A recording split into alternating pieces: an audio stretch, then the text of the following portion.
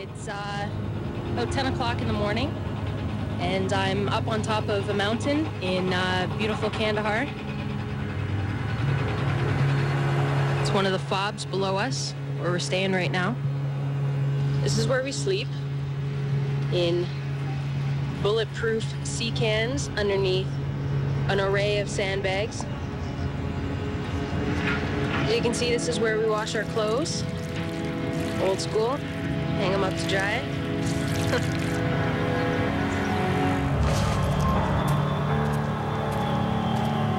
It is even worse than I thought it would be, actually.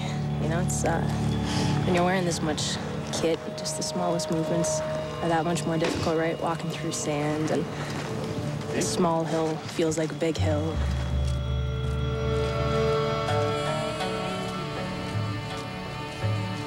There you have it, and that is a clip from Sisters in Arms, and the filmmaker Beth Freeman is with us. Nice to see you. Thanks for being here. Thanks for having me. And we also have the Women in Film Festival director Roslyn Muir is here as well. Thanks very much for you being here as well. Thanks. Let's talk about, we'll talk about the film in just a second. Let's talk about the festival itself. It started yesterday and actually goes until Tuesday. That's right. Yesterday we had our opening night film and our digital media forum. And all day today and tomorrow we have films. We have short films, feature films, and free panels. Okay, all dealing with, these are all women filmmakers, is that right? Yes, they are. We do have some male directors as well, and obviously men have helped with the filmmaking too. But our criteria is that we try to support women directors, producers, writers, all of those women that are in the higher power sector of filmmaking. And that's where you come in, because you had a film there called Sisters in Arms, and this story was basically your sisters in the military and went to Afghanistan, and you decided to give her and others cameras. And is that kind of the story of the film? Well, the story is about women who choose combat roles in the Canadian military. So they've, you know, made it. They want to go. They want to go and fight the war. And my sister is one of those soldiers. And when she was sent to Afghanistan, what I found was that people's reactions were, who wants to do that? What woman wants to do that? Right. And so I thought, yeah, that's a good question. And then I went to find that out. And what were the reasons a lot of these women wanted to be in the military and to go over and serve? I mean, it's a noble cause for sure. You know, they have different reasons, but what was consistent with them all was that it's what they were very clear about, that this is what they wanted to do. You know, they wanted some of them wanted adventure, other than a lot of patriotism. They felt it was an important role to play in helping Canada, you know, and help another country. So that really was their motivation. And I guess this is exactly what you're talking about in this kind of a film, and this is picture perfect for the festival. It is. It's a beautiful film, and it's the great access that Beth got by just sending cameras over there. Yeah. I think it was really what makes it.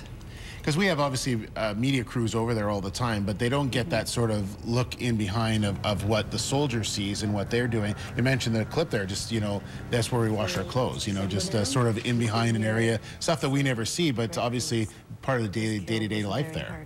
Yeah, I mean, the film shows their day-to-day life, but what it really gives you is real close, personal look at their stories, at the decisions they make to go over there, what happens when they're there, and then some of the consequences. And they all have to deal with certain consequences for those decisions, emotional, physical, lots of different things that happen. Now, you showed this at the UN in New York. Tell us about that experience. Well, I just came back on Thursday from screening the film at the United Nations. The Canadian mission invited us to come and screen it in front of some international delegates as part of the Commission on the Status of Women. Right. Which is a big meeting that they have at the UN every year. And we had a group of delegates from all over the world who came and watched it, and then we had a Q&A afterwards, and had some really interesting feedback about the situations in other countries, which are very different from what we're doing in Canada. Canada is very progressive in its policy on women in combat, soldiers fighting in combat, as opposed to other countries which really aren't there yet. They don't have the same equality, they don't have the same kind of attitude towards women. So.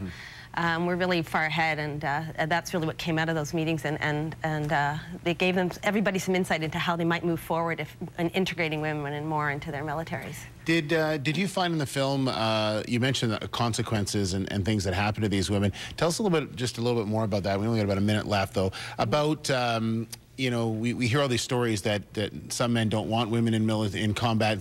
Did they find that when they were there as well? Did you see that in the film?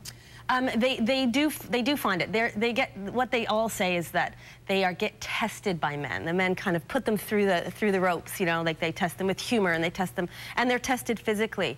At the end of the day, the men they felt quite accepted, but they had to prove themselves differently than how men have to prove themselves. They have to prove themselves the way men have to, and then they have to prove themselves to the men. So, you know, it's a little bit of a different experience, but they all found it very, very rewarding in different ways. And I find that sort of a parallel to the festival as well, because, you know, we just had a female director win the Academy Award last year, Catherine Bigelow. You know, it's like you're starting to make some inroads, but again, it seems the women have to test themselves before they get that, you know, that we can do exactly what men can do in directing films. Yeah, we're fighting a war for sure. It is a tough one. Do you find that as well?